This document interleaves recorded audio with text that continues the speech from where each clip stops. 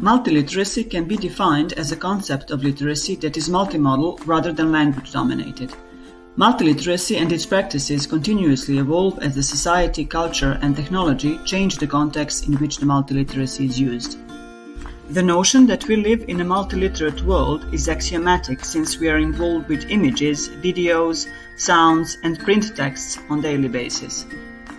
In the context of changing globalized world that necessitates changing literacies and changing pedagogies, multiliteracies rise at the intersection of multimodal texts, diverse social and cultural context, and changing technologies. In order to examine the idea of multiliteracies, it is important to examine the changes in the work, public lives, and personal lives of people.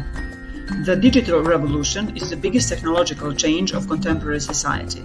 It includes the rise and omnipresence of mobile devices, personal computers, the internet, and the developments in information and communication technology. Thanks to the advances in technology, we have an increasingly connected world, an increase in global mobility, and new industries have emerged.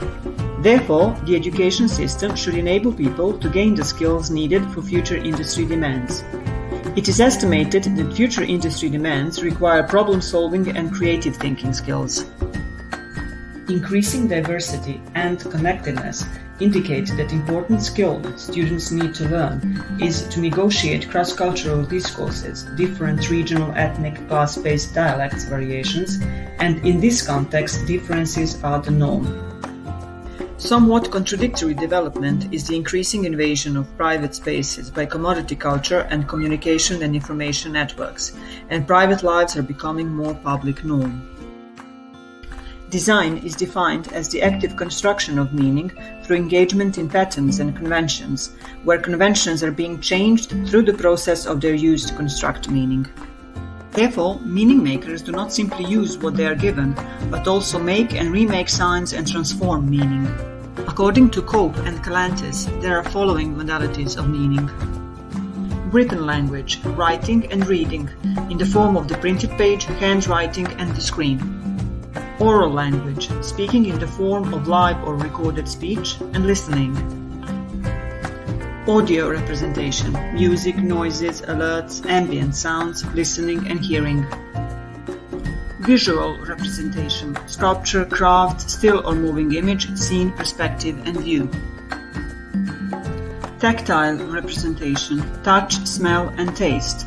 Physical contact, manipulable objects and kinesthesia. Representation to oneself that takes the form of feelings and emotions or rehearsing action sequences in one's mind's eye. Spatial representation, such as architecture, building, proximity, interpersonal distance, spacing, layout.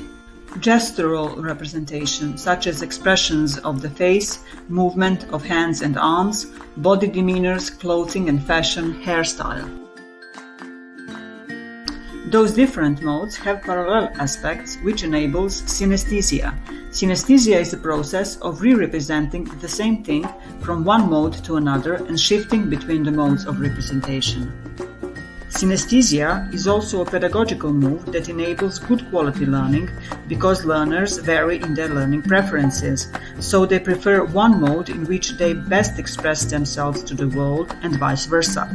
Also, conscious mode switching enables powerful learning. Sociocultural theories of learning recognize the influence of the sociocultural context on learning. These theories are becoming more prominent since the awareness about social justice, diversity, and multicultural education are increasing. Guided by the theory of multiliteracies and the sociocultural theory, learning is viewed as changing participation in practices mediated by various physical and symbolic tools. Research suggests that employing multiliteracies approach and using multimodal resources in teaching mathematics increases participation of all students regardless of their language background. There is a widespread notion that mathematics is a language-free subject. That is not entirely true because mathematics instruction is carried through complex and unique kind of language. Furthermore, models, drawings, and other multimodal resources are crucial to problem-solving process, mathematical communication, and expressing mathematical thinking.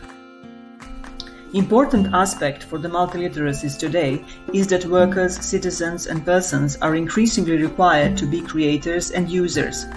Participatory culture can be defined as a culture with strong support for creating and sharing creations, where members feel socially connected and believe that their contributions matter.